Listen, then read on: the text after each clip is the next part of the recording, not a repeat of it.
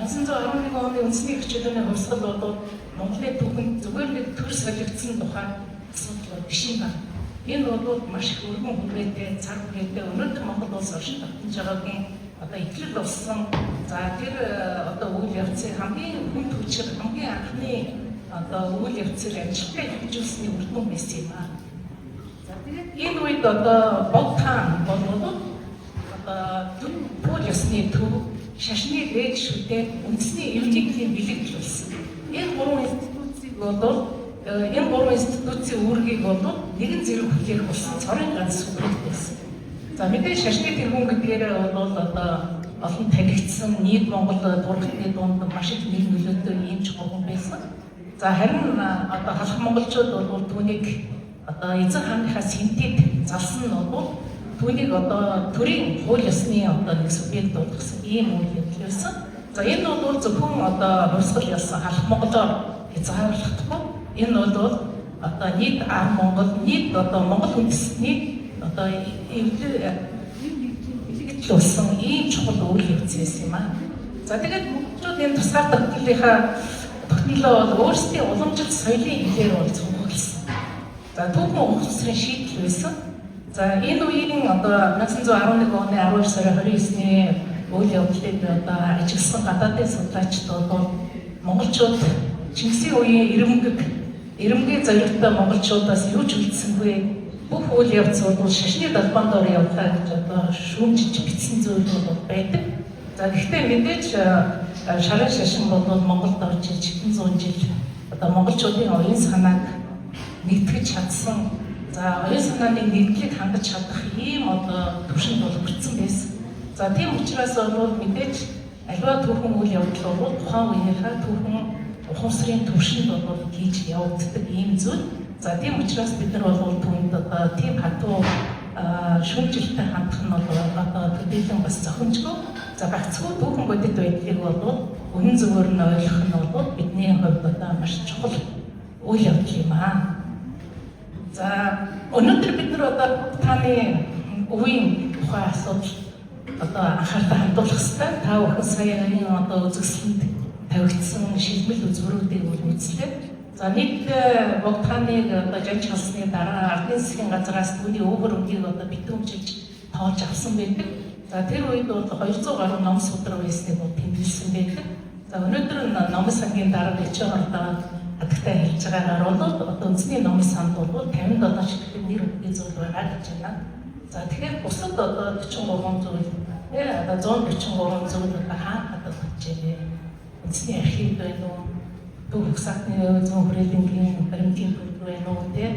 За бусад газрууд байна уу? Энэ бүхнийг одоо нэгтгэж бүртгэж авч одоо бас аль нь өргөдөж хадгалж он цагийн бишээ одоо болсон байна уу гэдгийг бас татах нь одоо бас чухал асуудал юм байна гэдгийг өнөөдрийн энэ үзэсгэлэн үзэх явцад бол тийм сэтгэл төрлөө. За өнөөдөр бид энэ үзэсгэлэн тавигдсан Богтханы өвөг харахад бол энэ за өргөмжил бичгүүд байна те. Богтхан болон хатанд одоо өргөмжил бичгүүд. За Монголын ард түмнээс тэр хоёр нэрэлүүд гэж одоо айлтгсан тэр айлтгаараа өнөөдрийн үзэсгэлэн бол нэгдсэн байна. Энэ бол бас одоо учраас дэлгэцлийнхаа хувьд бол маш зөв байр байсан байна гэж би надад санагдлаа. За тэгээд мэдээж энэ хүн бол шашны тэргүүн байсан учраас айлтгал, залбирал, за лүндэн, намтар, за сүмбэн зохиолууд гэдэг ийм зүйлүүд бол тавигдсан байна. Эдгээр зүйл бол ганцхан одоо шашны ном судраг гэж ойлгох одоо маш дутуу ойлголт болно. Энэ бол одоо төрийн үзэл санааг агуулсан байна. Энэ судраг бичгүүдэд төрийг язгсах тухай Монгол ухаан, бүдний ухаан бол шингэсэн байгаа. За мөн ёс суртахууны хэм хэмжээ байгаа. За Монгол хүн одоо ямар ёс суртахуунтай байх ёстой, ёс суртахуун алдагдвал ямар цөвөн цаг ирдэг юм те. Яг одоо бүгдийн одоо өөрийнх нь одоо бичсэн ном зохиол одоо энд байгаа. За тэгээ мэдээж энэ бол бичгийн соёл тийм монголчуудын одоо бичгийн соёлын маш том өв болоодыг татагдчихэ.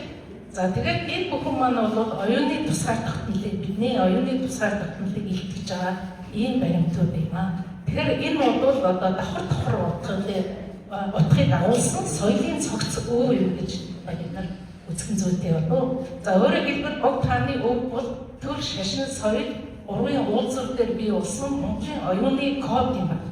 Өөрөөр хэлбэл бидний сэтгэлгээний одоо түүхийг кодлсон ийм зүйл одоо өчиг үеийн үгээр хэлэх юм бол ингэж одоо илэрхийлэх болох юм аа.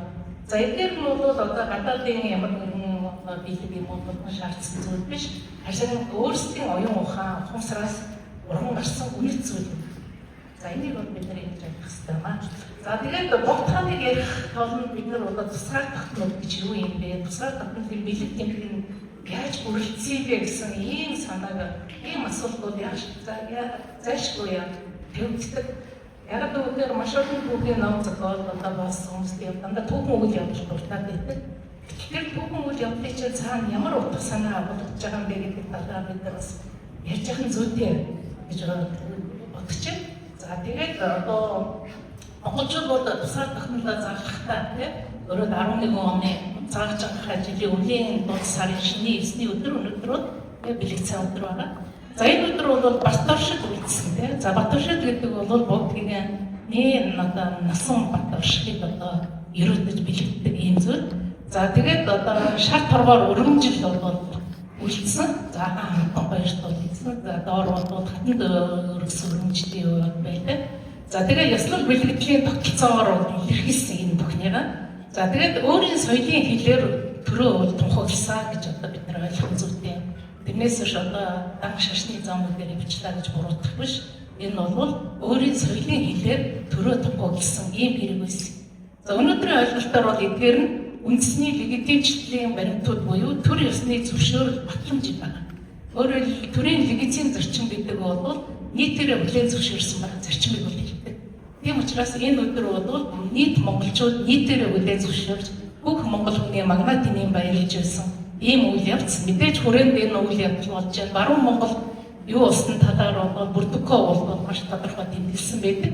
Хүрээний зөврөө харж цайс үнийхээ дээжийг өргөж хүч. За тэрэн дээр бол бас ерөө голынхан сэлэнгийнхэн одоо маш их баярлсан байна. За тэр өдрийг маш их бэлэгдсэн хүн бүхэн одоо баясгалантай. За хэдийгээр одоо ямар нэгэн тийм ёслолын үйл ажиллагаа яваагүй ч гэсэн одоо хүн бүхэн хамгийн сайхан одоо цаан саруулж байгаа юм шиг дээл гоёлоо өмсөд маш их сэтгэл хангалуун эдэ бодгатай тэгээ сайхан тэмдэглэсэн гэж Гарнаковоос тэмдэглэсэн байдаг. За тэгэхээр энэ бүхэн бол одоо бүх нийтээрээ энэ үндэсний энэ тусгаар тогтнол энэ тунгаглан зарлж байгаа тусгаар тогтнол эмхлэн байгуулсан төр улсын нь бол легитим чанараа бол анхнаасаа гэхэн хүрсэн гэдгийг бол харуулж байгаа юм аа. За ингээд соёлын дархлаа гэдэг асуудлыг бид нар одоо өнөөдөр бол яахаа нүднээс авч үзэх ёстой. За соёлын дархлаа гэдэг нь бол одоо өнгөрсөн сохроор зурлахыг бол хэлэхгүй. За шүтлгийн өнхөр сүсэг болохыг ч хэлэхгүй. За харин өөрийн үнэт зүйлийг танин мэдэж дамжуулах хүнд нөхцөлч гэсэн хадгалж өгөх чадвар юм байна. За 20-р зууны турш Монгол орн асар их өөрчлөлтийг туулсан ч богд хааны дүр өв болоод монголчуудын оюун санаанд бол тасраггүй. За заримдаа ил гарч заримдаа далд хэлбэрээр амьдэрсэн. За дараа нь зарим үед бол өвгдөөс үр хөвгдөд дамжуулсаар ирсэн. За энэ бол монголчуудын соёлын төсвөр хийгээд соёлын дархлааны нэгэн бодит жишээ юм аа. За өнөө цагт ач холбогдол нь юу байгаа юм бэ? Тэгвэл энэ зүйлийн те. За өнөөдөр бид богд хааны өвийг одоо шүтэн төдийхнэр бүс, музейн үзмэр төдийхнэр бүс, харин үндэсний ой санамж, соёлын төвсөр, за түүхэн ухамсарын их сурвалж гэж ойлгох хэрэгтэй. За энийг дахин унших шаардлагатай. За тэгээд түүхэн ойг тэмдэглэн гэдэг бол ард түмний одоо түүхэн ой санамжийг сэргээх ийм чухал ач холбогдолтой байдаг. За тийм ч учраас бид нар одоо энэ 12 сарын 29-нд зохих ач холбогдол өгч энийг одоо энэ түүхэн ухамсараа тээж хойч үедээ яаж өвлүүлэх вэ гэдгийг одоо бодит арга хэмжээ хэрэгсэл болгож хэрэгжүүлдэг ийм чухал өдрийн дан харамсалтай нь одоо шинэ он содлогдох шинэ жилийн шоуны өмнө одоо бас их дарагддаг. За дээрээс нь төр засгаас одоо баримталж байгаа бодлого бол одоо өнөөдөр судлаач биднийг одоо гомдоож одоо үндэсний телевиз яагаад одоо энэ 29-ний үйл ажиллагаатай хамаатай юмуудыг нэвтрүүлэхгүй байгаа юм бэ гэдэг асуудал байна.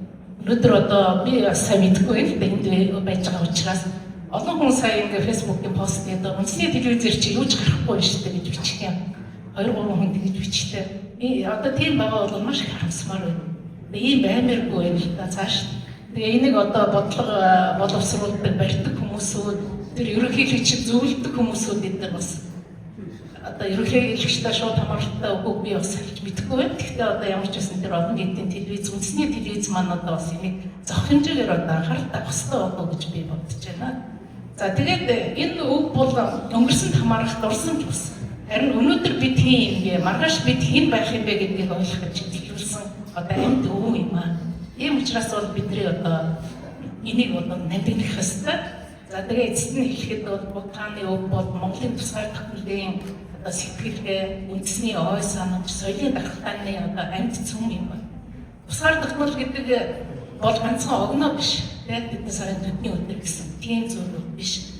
Тусгай технологи гэдэг бол сэтгэлгээ, тусгай технологи гэдэг бол ой санамж, тусгай технологи гэдэг бол өөрийнхөө оршин зориг юм байна. Тийм учраас энэ бүхэн одоо биднэрт одоо маш их чөлөөтэй ийм зүйл байна. За ингээд яг цагтаа багтааваа. Ахвал баярлалаа.